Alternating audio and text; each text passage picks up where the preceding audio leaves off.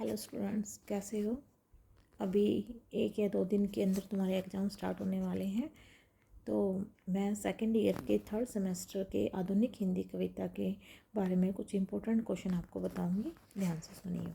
अगर जो पहले क्वेश्चन की बात आती है तो एग्ज़ाम में सप्रसंग व्याख्या है, वो एग्ज़ाम में आएगा, जो कि 6 नंबर के आपको 4 मिलेंगे।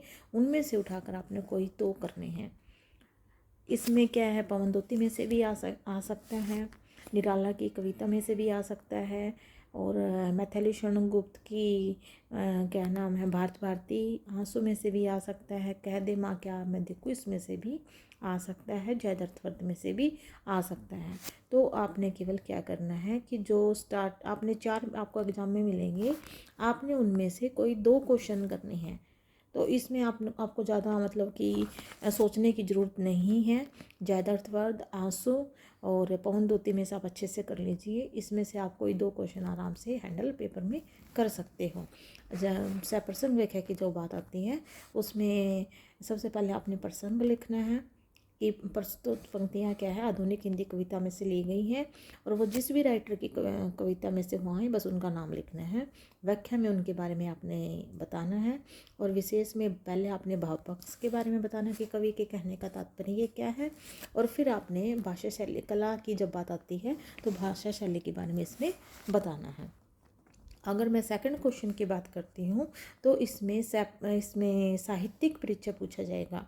तो जब साहित्यिक परिचय की बात आती है तो आप जयशंकर प्रसाद का कीजिए और मैथिली शरण गुप्त का। 8 नंबर में 2 में से किसी एक का करना आपको पेपर में करना है। जब मैं तीसरे क्वेश्चन की बात करती हूँ तो इसमें आपको 6 क्वेश्चन आपको एग्जाम में मिलेंगे। उनमें से आपने केवल 4 क्वेश्चन करने हैं। तो वो 4 क्वेश्चन आपने कौन कौन से तैयार करने हैं वो देखिए। पवनदूती में जो निहित संदेश है वो पेपर में पूछा जा सकता है। जयद्रथ कविता का सार अपने शब्दों में लिखिए, वो भी पूछा जा सकता है। निराला जी की जो क्रांति चेतना है उसके बारे में भी एग्जाम में पूछा जा सकता है। कुरुक्षेत्र काव्य में भीष्म पितामह के चरित्र पर प्रकाश डालिए, ये भी पूछा जा सकता है। और महादेवी वर्मा के काव्य की संवेदना और आने वालों से एक सवाल कविता का भाव पे एग्जाम में पूछा जा सकता है। तो ये ऐसे करके 6 क्वेश्चन है, आपने केवल 4 एग्जाम में लिखने हैं, 4 करने हैं, जो कि 4-4 नंबर के होंगे। 4 गुना में 4 यानी कि 16 नंबर के पूछे जाएंगे। आगे आपसे एग्जाम में क्या पूछा जाएगा, तो फोर्थ जो क्वेश्चन है उसमें रीतिबद्ध, रीति सिद्ध और रीति मुक्त, इन सब की क्या है, प्रवृत्तियों के बारे में पूछा जा सकता है, परिस्थितियों के बारे में पूछा जा सकता है, और उनकी उपलब्धियों के बारे में एग्जाम में पूछा जा सकता है। तो इसमें क्या है, 8-8 नंबर के वैसे तो आपको 4 मिलेंगे, उनमें से केवल आपने 2 क्वेश्चन करने होंगे। तो इसमें आप क्या करना, रीतिबद्ध काव्य की प्रमुख प्रवृत्तियों के बारे में कर लेना, परिस्थितियों के बारे में कर लेना, और उनकी उपलब्धियों के बारे में एक बार ध्यान अच्छे से देखना। उसके बाद जो 5वां क्वेश्चन है उसमें रीति सिद्ध काव्य के बारे में पूछा जाएगा। रीति काल को श्रृंगार काल क्यों कहा जाता है, कहाँ तक ये उचित है, इसके बारे में पूछा जा सकता है। और रीतिकालीन नीति काव्य पर प्रकाश डालिए। तो ऐसे करके आपको जो 5वां क्वेश्चन है उसमें 4 जो क्वेश्चन मिलेंगे वो रीतिकालीन साहित्य से रिलेटेड ही मिलेंगी। उनमें से केवल आपने 2 करने हैं, रीतिबद्ध कर लेना, रीति सिद्ध कर लेना।